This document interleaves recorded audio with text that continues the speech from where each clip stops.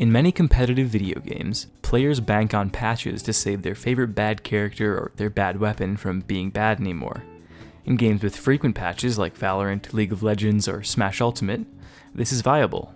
Learn a low-tier character, and when they are inevitably buffed, become better than everyone before they learn how to play against your newly christened broken top tier. In Counter-Strike, these patches happen, but they are few and far between, and only address things that are glaringly overpowered. In this video, I will address the story of one weapon that has gone through what is essentially the average life cycle of a weapon in CSGO, the CZ75. When the CZ first launched in February of 2014, the weapon was known, for good reason, as a pocket rifle. Being the CZ's first appearance in a Counter-Strike game, Valve had a lot of room to mess up, and they did. The fast draw time, combined with the high fire rate, made it essentially the best possible sidearm to an op. After a few people got to profit off of clips like this, Valve finally pulled the rug out and nerfed the gun. Due to popular demand, on December 10th of 2014, they absolutely nerfed this weapon into the ground. If you're worried about JW though, don't be. This update did more to help him than to hurt him, believe it or not. These nerfs had their desired effect, with the usability of the weapon as a sidearm essentially entirely relegated to small buy rounds on the CT side. Around a month after these nerfs though, in January of 2015, Valve actually reverted their changes to the ammo count and fire rate of the CZ, drastically improving its hypothetical viability for eco rounds. But weirdly, another trend often seen in CS is demonstrated here.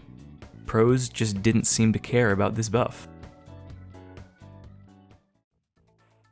The usage of the CZ in professional play tanked over the next few years, its brother the Tech-9 stealing the spotlight, with players like Olafmeister rocking the world with the downright oppressive capability of that weapon.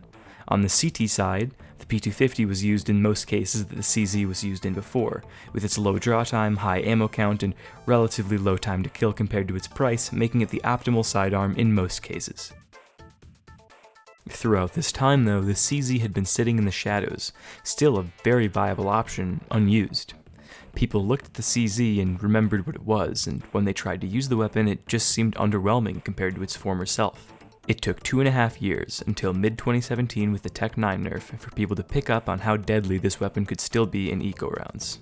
The CZ75 in late 2017 and early 2018 was a force on eco rounds. The weapon allowed an eco round to always be possible. In this meta, a few well-timed clicks and a decent strategy is all you needed to shift the momentum of a game to your favor. Despite the long draw time eliminating the weapon's viability as a secondary weapon to a rifle, on its own, this saucy sidearm made every eco round scary, and drastically decreased the rate of second round conversions. And as the game's meta ebbs and flows, Valve is there watching over us like an archangel to correct any flaws. And that's exactly what happened with the CZ when, in June of 2018, after a year of teams being terrorized by the CZ on eco rounds, Valve finally nerfed the weapon's damage, and everyone kind of decided that that was that in terms of the CZ. The weapon still does get some shine now and then from a couple reserved believers, but especially after 2020's Tech-9 buffs, most once again err on the side of the Tech-9 on the T side and the P250 on the CT side. I, for one, am a massive believer in the 5.7. This gun is very underrated. It makes CT-sided eco rounds way easier and is barely more expensive than a P250. Spamming for headshots with this gun is shockingly easy, and if you don't believe me, believe Dupree. If I had to give a suggestion for the best way to bring the CZ back to relevancy on a larger scale, I would say that Valve should keep the stats the same. They've already been messed with enough. But reduce its price to 300, up its kill reward to 300, and change it from an alternative to the 4th slot pistols to an alternative to the P250. This way, players won't have to forego the 5.7 or the Tech-9, both of which I think have found a comfortable spot in the meta. The P250 is a very good weapon, but I think that there are scenarios where its intended purpose is nearly identical to that of the 5.7 or the Tech-9. Plus, when the CZ was first added to the game, it did take up the same slot as the P250, only being moved to the 4th slot a few months after its introduction. The reasoning behind the decrease in price and increase in kill reward is simple. Right now, to earn back the money you spent on buying the gun, you need to ace with it. With this buff, it will become a lot more economically viable to buy the gun on an eco round, since it pays for itself with one kill, similar to the P250. In the modern meta, the CZ has kind of been nerfed out of having any purpose in the game. The other pistols outshine it in nearly every situation, with the weapon only remaining relevant in increasingly niche scenarios. So, while this storied weapon has lost its place in the meta for now, I have no doubt that as the meta of Counter-Strike evolves further and Valve undoubtedly buffs the weapon again, that it will have its spot in the sun again. I mean, look at the M4A1S, back on top once again after being phased almost entirely out of the meta since 2015.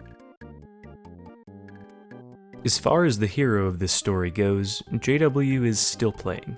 He isn't really around at the top level anymore, but he recently founded an org with his longtime teammate Flusha. I'm sure that JW will return to mainstream CS relevance someday, perhaps as a coach or a manager. In that way, JW and the CZ have a lot in common. Thank you. If you like this video, you can scroll down and leave a like. If you want to see more content like this, be sure to leave a subscription and turn on notifications so you know when I post a new video. Thank you.